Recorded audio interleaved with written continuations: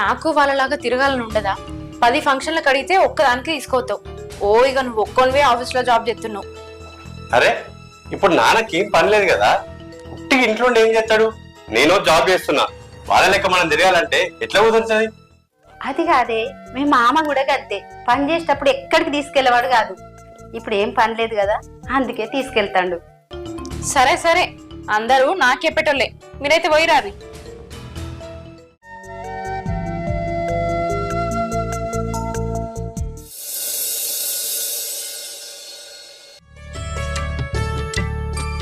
Time 10 అవుతుంది, కోడలు ఇంకా లేవలేదా?